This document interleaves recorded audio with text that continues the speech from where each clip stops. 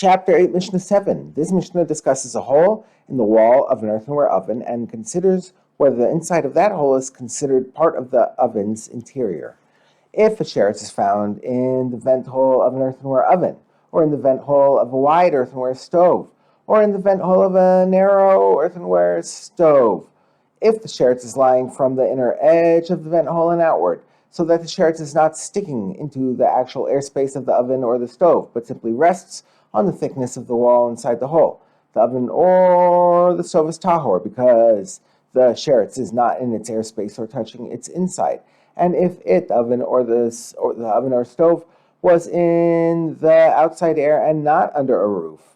then even if there was a kasais from a corpse rather than a sheretz in the vent hole, the oven or stove remains tahor because the corpse is not in its airspace or touching its inside or under the same roof. But if there is an opening of a tefach by a tefach in the vent hole, which is the minimum space that is considered a tent with regard to corpse tuma, then everything, the oven and whatever can receive tuma from it, is tameh because of the corpse, even though the oven is outside and not under the roof. This is because the corpse then fills the tent in the vent hole with tuma, which therefore spreads into the adjoining interior of the oven that is open to the vent hole.